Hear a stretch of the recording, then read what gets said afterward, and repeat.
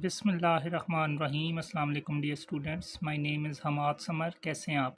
उम्मीद करता हूँ आप सब खैरियत से होंगे। अल्लाह ताला आपको अपने हिफ्ज़ व अमान में रखे। स्टूडेंट्स, पिछले लेक्चर में हमने एक्सरसाइज 1.3 के क्वेश्चन 5 को कंप्लीट किया था। आज के लेक्चर में हम एक्सरसाइज 1.3 के क्वेश्चन 6 को कवर करेंगे। वीडियो स्टार्ट करने से पहले अगर आपने चैनल को लाइक और सब्सक्राइब नहीं किया तो चैनल को लाइक और सब्सक्राइब कर लें, बेल का बटन प्रेस कर लें और अगर वीडियो अच्छी लगे तो वीडियो को लाइक और शेयर कर दें। स्टूडेंट्स, अब हम क्वेश्चन 6 की स्टेटमेंट की तरफ आते हैं। तो क्वेश्चन 6 में कहता है, find a polynomial p of z of degree 3 with zeros 3 minus 2 iota plus 2 iota and satisfying p of 1 equals to 20। तो अब स्टूडेंट्स इसमें वो कह रहा है कि एक पॉलिनोमियल पी ऑफ जेड मालूम करें जिसकी डिग्री 3 हो। डिग्री 3 होने का मतलब ये है कि उस पॉलिनोमियल में वेरिएबल की जो हाईएस्ट पावर है वो 3 हो और ज़ीरोज़ उसमें गिवन है 3 माइनस 2 आयोटा प्लस 2 आयोटा। ये ज़ीरोज़ क्या होते हैं? उसके पॉलिनोमियल या उस इक्वेशन के जो रूट्स हैं उनको हम ज़ीरोज़ कहते हैं। अभी हमने पिछले जो क्वेश्चन किए थे, क्वेश्चन 4, 5, उनमें हमने सॉल्व किया था इक्वेशन को, तो वहाँ पर जो जेड की वैल्यूज़ आई थी वो उस इक्वेशन के ज़ीरोज़ थे। उनको रूट्स भी कहते हैं और सॉल्यूशन भी कहते हैं। तो यहाँ पर ये 3 माइनस 2 आयोटा प्लस 2 आयोटा, ये जेड के वो वैल्यूज़ हैं जो कि इसके सॉल्यूशन कहलाती हैं, ठीक है। और हमने वो पॉलिनोमियल पी ऑफ जेड मालूम करनी है अब। तो स्टूडेंट्स ये याद रखें कि अगर किसी पॉलिनोमियल के ज़ीरोज़ दिए गए हों और पॉलिनोमियल फाइंड करनी हो तो वहाँ पर फिर हम फंडामेंटल थ्योरम ऑफ अलजेब्रा को इस्तेमाल करते हैं। तो फंडामेंटल थ्योरम ऑफ अलजेब्रा के लिए हम इधर पेज नंबर 8 पे आ जाते हैं। तो वहाँ पर ये देखें लिखा भी हुआ है कि according to fundamental theorem of algebra a polynomial of degree n greater than or equal to 1 has exactly n roots in complex number system C। और यहाँ से देखें नेक्स्ट पेज पे ये लिखा भी हुआ है, polynomial p of z is equal to a into z minus z one into z minus z two up to z minus z n. Students, अब इसमें ये Z1, Z2, Z3 up to Zn, ये इस polynomial के zeros हैं जो कि हमें भी इस क्वेश्चन में भी गिवन थे। और यहाँ पर ए क्या चीज़ है, जो हाईएस्ट पावर होगी Z की, वहाँ पर जो Z का कोफिशेंट होगा उसको हम ए बोलते हैं। तो स्टूडेंट्स, अब हम क्वेश्चन 6 के सॉल्यूशन की तरफ आते हैं। तो हम जब क्वेश्चन 6 की तरफ आएंगे, इसका सॉल्यूशन स्टार्ट करते हैं हम। तो देखें, according to fundamental theorem of algebra a polynomial p of z of degree 3 can be written as p of z equals to a into z minus z one z minus z two into z minus z three. Students, अगर ये polynomial degree 4 की होती तो साथ में इसके z minus Z four भी multiply करते। डिग्री 5 की होती तो z minus Z four into z minus Z five भी होता। तो चूँकि हमारे पास डिग्री 3 की पॉलिनोमियल फाइंड करनी है हमने, तो हम ये z माइनस जेड थ्री तक लेंगे इसको, और इसको नाम दे दिया हमने इक्वेशन 1 का। ठीक है स्टूडेंट्स, अब इसको हम आगे यूज़ करेंगे क्वेश्चन के अंदर।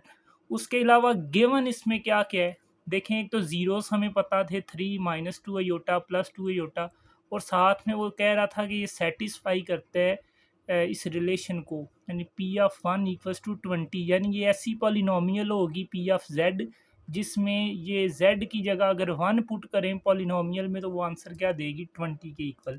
तो हमें तो एक चीज़ गिवन ये है कि पी ऑफ 1 इक्वल्स टू 20। और स्टूडेंट्स, उसके अलावा हमें ज़ीरोज़ पता है, zeros of polynomial p of Z और 3 माइनस 2 आयोटा प्लस 2 आयोटा। तो स्टूडेंट्स, ये जो ज़ीरोज़ होते हैं किसी पॉलिनोमियल के, इनको Z1, Z2, Z3 का नाम दिया जाता है। तो Z1 हम लेट कर लेते हैं 3, Z2 माइनस 2 आयोटा और Z3 प्लस 2 आयोटा। तो स्टूडेंट्स, अब ये Z1, Z2 और Z3 की वैल्यूज़ हम इक्वेशन 1 में आगे पुट कर देते हैं। तो equation 1 becomes P of Z is equal to A into Z minus z one की जगह उसकी वैल्यू लिख दें 3, z-3 बन गया ये, इंटू z-z2, z-z2 की जगह -2 आयोटा इंटू z-z3, तो z-z3 की जगह 2 आयोटा। नेक्स्ट स्टेप में polynomial p of z is equal to a into z-3 into z minus minus multiply हो गया plus 2 iota into z-2 iota. तो स्टूडेंट्स अब इसको हम सिंप्लीफाई करते हैं, तो नेक्स्ट स्टेप में p of z equals to a into z-3, और यहाँ पर ये देखें ये दोनों जब मल्टीप्लाई करेंगे तो अगर z की जगह a 2 आयोटा की जगह b रख दें तो a plus b into a minus b बन रहा है, जो कि a square minus b square के इक्वल हो जाता है। तो इसकी जगह हम लिख देंगे a की जगह z square minus b square, b की जगह 2 आयोटा और उसका स्क्वायर। अब नेक्स्ट स्टेप में क्या होगा, p of z is equal to a into z-3 into z square minus 2 iota का स्क्वायर लें तो 2 का स्क्वायर 4, साथ आ गया आयोटा स्क्वायर। नेक्स्ट स्टेप में p of z equals to a into z-3 into z square -4 into iota square की जगह उसकी वैल्यू -1। अब स्टूडेंट्स हम नेक्स्ट पेज पे चलते हैं, तो ये पी ऑफ जेड जो है वो किसके इक्वल आ जाएगी, p of z is equal to a into z-3, तो ये आ गया a इंटू z-3 और साथ में इसके Z square minus into minus plus 4 1 ज़ार 4, तो ये जेड स्क्वेयर प्लस 4 आ जाएगा हमारे पास। तो स्टूडेंट्स हमारे पास ये polynomial p of z equal आ चुकी है a into z-3 into z square plus 4 के। नेक्स्ट स्टेप में क्या होगा, p of z is equal to a as it is, z-3 को जेड स्क्वेयर प्लस 4 के साथ मल्टीप्लाई करवा दें तो z into z square z cube, फिर z into plus four z -3 के साथ मल्टीप्लाई करवाएं तो -3 into z square -3 z square -3 into plus 4, तो माइनस प्लस -3 4 ज़ार 12। सो नेक्स्ट स्टेप में क्या होगा, polynomial p of z is equal to a as it is z cube, फिर उसके बाद स्क्वायर वाली टर्म लिख लें तो -3 जेड स्क्वायर, फिर जेड वाली प्लस 4 जेड, फिर -12। इसको नाम दे दें इक्वेशन नंबर 2 का। स्टूडेंट नेक्स्ट स्टेप में हम क्या करेंगे, put z equals to 1 in equation 2। तो हम इसमें z इक्वल्स टू 1 क्यों पुट कर रहे हैं स्टूडेंट्स, इसकी रीज़न ये है कि क्वेश्चन 1 के अंदर आप देखें कि जो हमें पॉलिनोमियल की वैल्यू पता है वो 1 के ऊपर पता है कि पॉलिनोमियल की वैल्यू 1 पे कितनी आ रही है 20। सो इसलिए ये पी ऑफ 1 जो है ना, ये बनाने के लिए हमें क्या करना पड़ेगा, इधर z की जगह 1 पुट करना पड़ेगा। सो अगर उधर पी ऑफ 2 होता तो फिर हम z की जगह 2 पुट करते, लेकिन चूँकि पी ऑफ 1 है इसलिए हम z की वैल्यू 1 पुट करेंगे। So put z equals to 1 in equation 2। तो जब z की वैल्यू 1 इसमें पुट करेंगे तो ये लेफ्ट साइड बन जाएगी पी ऑफ 1, क्योंकि z की जगह 1 रखते हैं, equals to right side a as it is into z cube, z की जगह 1 का क्यूब -3 जेड स्क्वेयर, z की जगह 1 उसका square plus 4z 4 into Z की जगह 1 -12।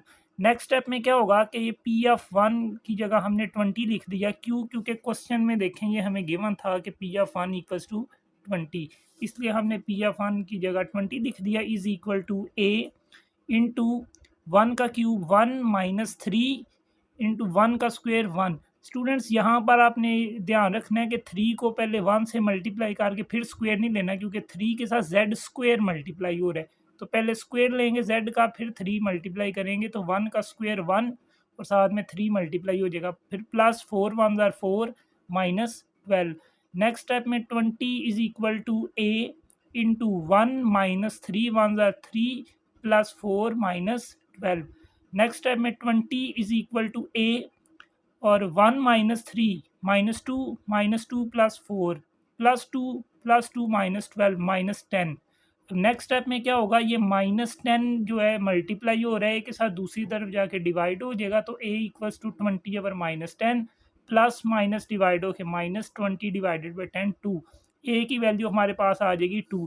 स्टूडेंट्स हमारे पास ये पॉलिनोमियल बन चुकी थी डिग्री 3 में, यहाँ पर z की पावर 3 आ गई, लेकिन इधर a अभी हमारे पास अननोन था, हमें नहीं पता था, तो अभी हमने ये a की वैल्यू फाइंड कर लिया है। तो ये ए की वैल्यू हम क्या करते हैं, इक्वेशन 2 में आके पुट कर देते हैं। Put a equals to -2 in equation 2। तो इक्वेशन 2 क्या थी, p of z equals to a, p of z equals to a की जगह -2 into z cube -3z², z cube -3z² plus 4z-12, +4z-12। Next step में क्या होगा, p of z equals to, ये -2 multiply हो जाएगा इसके साथ, तो -2 into z cube -2z³ -2 into -3z² minus minus plus 2 3 ज़ार 6z² -2 into +4z minus plus multiply हो गया -2 4 ज़ार 8 z, फिर -2 इंटू -12 माइनस माइनस प्लस 2 12 ज़ार 24। तो स्टूडेंट्स ये देखें हमारे पास ये एक पॉलिनोमियल आ चुकी है जिसमें जो वेरिएबल z है उसकी हाईएस्ट पावर क्या है, 3। तो जो हाईएस्ट पावर हो उसकी उस डिग्री की वो पॉलिनोमियल होती है। तो हाईएस्ट पावर 3 है तो ये पॉलिनोमियल डिग्री 3 की है। और क्वेश्चन के अंदर भी हमें यही रिक्वायर था कि find a polynomial p of z of degree 3। तो हमने ये डिग्री 3 की एक polynomial p of Z find out कर ली है। तो स्टूडेंट्स ये था एक्सरसाइज 1.3 का क्वेश्चन नंबर 6। उम्मीद करता हूँ कि आपको ये क्वेश्चन समझ आया होगा। अगर किसी स्टूडेंट को किसी स्टेप में कन्फ्यूजन हो तो कमेंट सेक्शन में क्वेश्चन लिख सकते हैं। और अगर आपको ये क्वेश्चन समझ आ गया है तो वीडियो को लाइक और शेयर कर दें, चैनल को लाइक और सब्सक्राइब कर दें, बेल का बटन प्रेस कर दें और कमेंट सेक्शन में अपनी राय का इजहार ज़रूर करें। शुक्रिया।